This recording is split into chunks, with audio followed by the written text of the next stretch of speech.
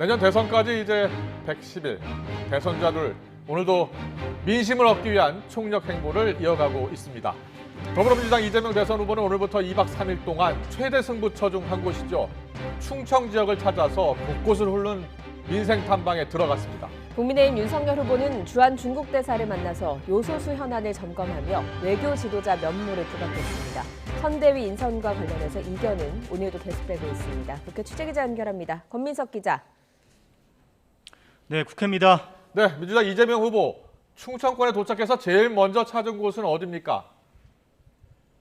네, 이재명 후보는 중원 공약의 출발점으로 대전 대덕 연구개발 특구를 방문했습니다. 자율주행 차량 개발 현황을 직접 확인하면서 4차 산업 육성 의지를 강조할 것으로 보입니다. 이에 앞서 이 후보는 대전으로 향하는 버스에서 시민들과 유튜브로 소통하면서 다시 한번 낮은 자세로 국민께 다가서겠다고 강조하기도 했습니다.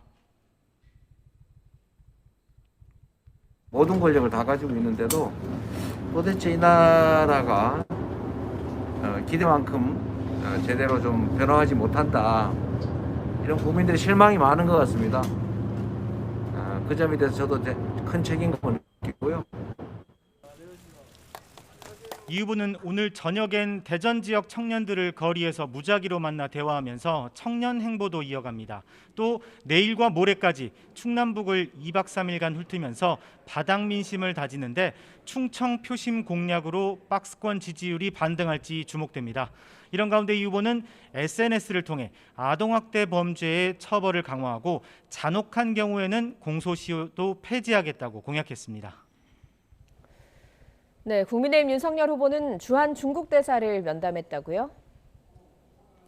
네, 지난주에 미국 외교 당국자들을 면담한 윤석열 후보는 오늘은 싱하이민 중한 중국 대사를 만났습니다. 윤 후보는 한중의 전략적 동반자 관계를 강조하며 자신이 집권하면 양국 관계를 더욱 업그레이드 시키겠다고 다짐했습니다.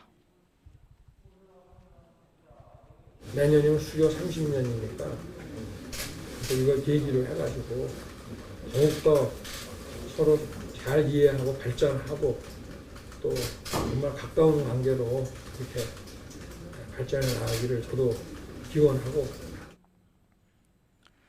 윤 후보는 현안인 요소수 수급에 대해서도 물었는데 싱하이밍 대사는 한국의 어려움을 잘 알고 있다면서 극복을 위해서 계속 노력하겠다고 답했습니다. 이에 앞서 윤 후보도 SNS 메시지를 통해 집값 폭등으로 각종 세금이 늘어 이달부터 건강보험료까지 폭등했다면서 종합부동산세 전면 재검토에 이어 건강보험료 부과체계 개편도 검토하겠다고 공약했습니다. 이와 별도로 당 선거대책위원회 구성을 둘러싸고 이견은 계속되고 있습니다.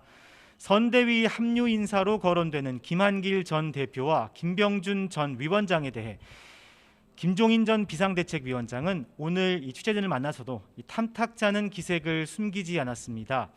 윤 후보가 과거 인연이나 개인적 친소 관계를 생각하면 안 되고 좀 냉정해져야 한다고 지적했습니다. 이런 가운데 국민의힘 대선 경선에 참여했던 최재형 전 감사원장과 원희룡 전 지사 등 7명은 국회에서 윤 후보 지지를 선언하는 기자회견을 열었습니다.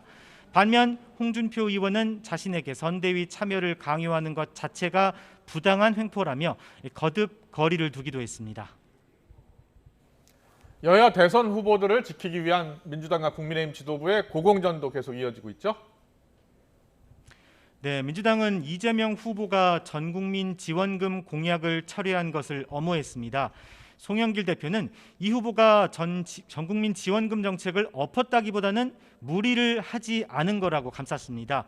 민주당은 동시에 각종 비리 의혹이 제기된 윤 후보 부인 김건희 씨와 장모 최은순 씨에게 맹폭을 가했습니다. 가족 전체가 범죄 집단, 가족 사기단이라는 원색적인 표현까지 써가면서 후보 사퇴를 촉구했는데요. 직접 들어보시겠습니다. 일가족 전체가 이렇게 많은 부정부패와 비리 의혹에 휩싸인 사례는 한국 정치사상 최초의 일입니다.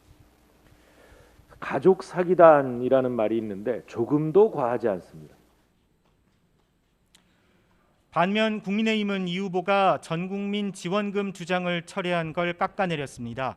김기현 원내대표는 집권 여당이 정부의 불법 행위를 강요하다가 강력한 반대 여론에 부딪히자 태도가 돌변한 거라면서 대국민 사과를 요구했습니다. 이재명 후보는 먼저 자신의 억지 주장으로 국민들에게 혼란을 가중시키고 국정 운영을 거의 보름 동안 마비시킨 죄에 대하여 국민들에게 먼저 사과를 해야 마땅합니다. 또 전국민 지원금에 매몰돼 소상공인과 자영업자 손실보상에 소홀했던 건 민주당이라면서 관련 논의에 나서라고 촉구했습니다. 이 후보가 대장동 의혹을 밝힐 특검법을 수용하겠다고 입장을 밝힌 것 역시 만시지탄이라고 평가절하했습니다. 이어 이 후보가 조건 없는 특검을 이야기한 만큼 오늘이라도 민주당이 즉각 특검법 통과를 위해 협조해야 한다고 강조했습니다. 지금까지 국회에서 YTN 권민석입니다.